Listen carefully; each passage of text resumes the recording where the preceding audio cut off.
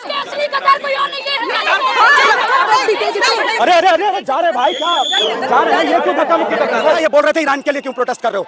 Iran के लिए protest साम्राज्यवाद के विरुद्ध प्रोटेस्ट है। ईरान की औरतों के बारे में बाद में सोचना, पहले देश की औरतों के बारे में सोचो। पीछे पीछे क्यों आ रहे हैं? पीछे पीछे क्यों आ रहे हैं? आप बोल रहे हैं हमें पता है कितने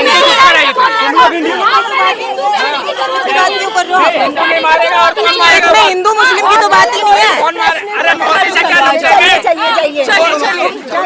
शिवानी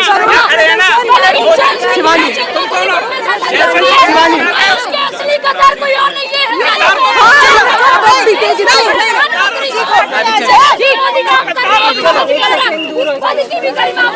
अरे भाई, अरे नहीं, एक मिनट चुप रहो, चुप रहो।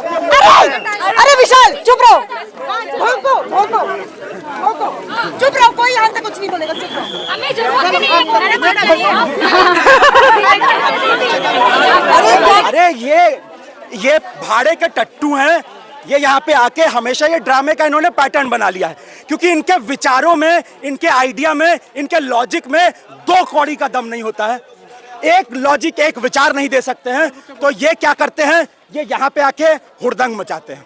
ये चाहे वो डीयू का कैंपस हो, चाहे कहीं का भी हो, इन लोगों ने ये कुछ लोगों को भाड़े पे खरीदा है। यहाँ पे ये आके उछलने कूदने लगते हैं कि ये बोल दिया, वो बोल दिया। मोदी का विरोध कर रहे, बोल रहे, हाँ कर रहे हैं मोदी का विरोध। मोदी का विरोध क्यों ना करें?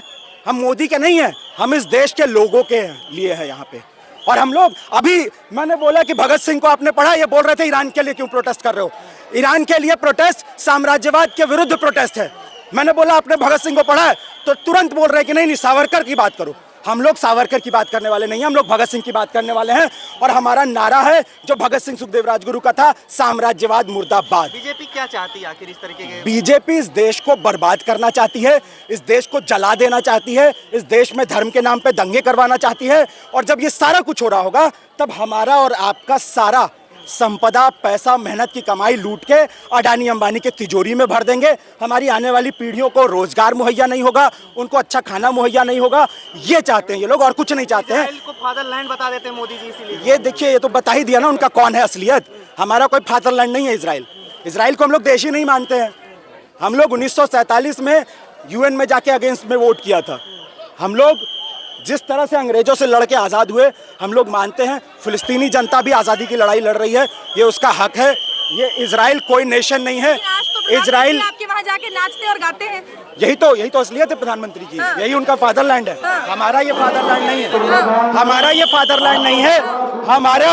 हमारी धरती, हमारे लोग हैं, यहाँ के लोग, हमारे देश के जो मेहनत करने वाले लोग हैं, जिन्होंने ये सड़कें बनाई, जो ये दीवारें उठाते हैं, जो फैक्ट्रियों में काम करते हैं, वो है हमारे लोग। अडानी अंबानी के लिए हम लोग नहीं जीते। इस हमले पर, ईरान पर ये जो हमला हुआ है, उस पर प्रधानमंत्री ने तो कोई कंडेम नहीं किया। प्रधानमंत्री नहीं करेंगे। आज प्रधानमंत्री वहाँ पे ट्रंप उनका हाथ मड़ोड़ता है, बोलता है टैरिफ काटेंगे, कुछ भी करेंगे, रशिया से पेट्रोल मत खरीदो। अरे अरे अरे अरे जा रहे भाई, क्या जा रहे हैं? ये क्यों धक्का मुक्की कर रहे हैं? आराम से जा रहे हैं, धक्का मुक्की कर रहे हैं, आराम से जा रहे हैं। ये बस ये राम नाम इनके लिए हुड़दंग का एक बस ये उसके तौर पे इस्तेमाल करते हैं। इन्हें इस देश की संस्कृति, हमारे लोगों से, बस ये इनके दिमाग में केवल सावरकर है और कुछ नहीं है। ये सावरकर है, और सावरकर जो है, जो टू नेशन थ्योरी देने वाला व्यक्तियों में से एक, जो कि देश को बांटने की बात करता है धर्म के नाम पे, ये उनके वारिस हैं। तो ये के साथ जो हुआ, इनके हिसाब से तो बहुत अच्छा हुआ।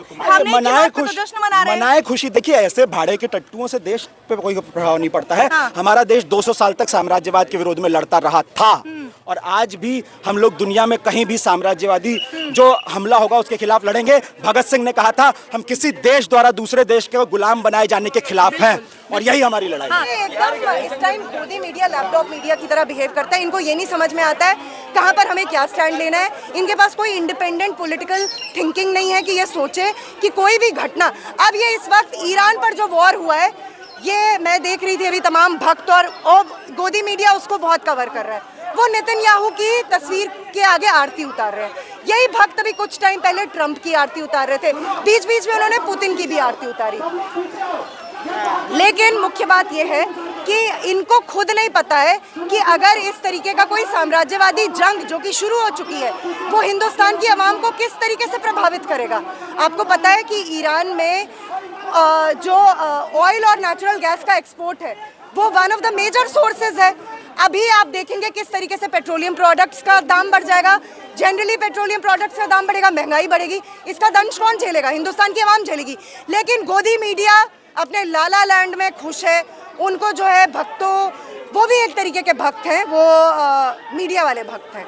तो भक्तों की कई नस्लें हैं, उनमें से वो एक है। उनके बारे में जितना कम बोला जाए, ये सीरियस कोई कॉन्वर्सेशन ही नहीं का हिस्सा हो सकते हैं। मुख्य बात यह है कि आज के दौर में हम यहाँ पर जब इकट्ठा हो रहे हैं तो हम ये बताने के लिए इकट्ठा हो रहे हैं कि ना सिर्फ आप इस घटना को एक लौती घटना के तौर पे देख सकते हैं। एक मिनट ना सिर्फ आप इस तरीके से वो हो सकते हैं। मुख्य बात यह है कि आज जो ये तमाम दावे ज़ायनवादी इजराइल और अमेरिकी साम्राज्यवाद कर रहे हैं कि हम वहाँ पे डेमोक्रेसी इंस्टॉल करने जा रहे हैं, हम तो वुमेन राइट्स के लिए वहाँ पर जा रहे हैं, और अचानक जो है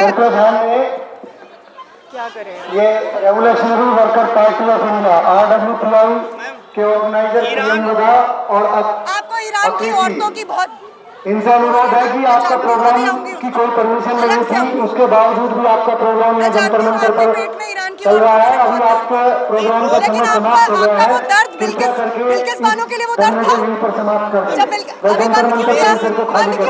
बंद क्यों किया? बंद क्यों किया? प्रोग्राम चल रहा था आपको बंद किया है ना। पहले रिकॉर्ड करो।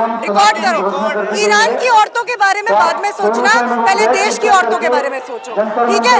जो रेपिस्टों के लिए रैलियां निकालते हैं ना, आसवा याद है या भूल गए? बिल्किस बानो याद है या भूल गए?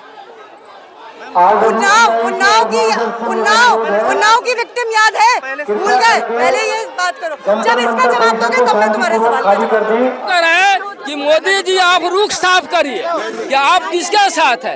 मोदी जी को हम यही कहना चाहते हैं, हमारे पार्टी वामपंथी, मोदी जी इजराइल के साथ हैं, वो इजराइल के साथ है, अमेरिका के साथ है, बल्कि उनको ईरान के साथ रहना चाहिए। ईरान हमेशा भारत सरकार का साथ दिया है, तेल से लेकर के और सारे मामले में, आंतरिक मामले में न्यूट्रल है। भारत तो न्यूट्रल है जी, भारत तो न्यूट्रल है अभी। न्यूट्रल होगा, होने से काम चलेगा। एक हथियारा से गले मिलेंगे, न्यूट्रल की बात हो गई? कैसे न्यूट्रल बात होगी? आप एक हथियारा से गले जाके मिल रहे हैं तो आप तो खुल्ला बोल रहे हैं, साथ दे रहे हैं इजराइल का। न्यूट्रल होने की कोई बात नहीं है।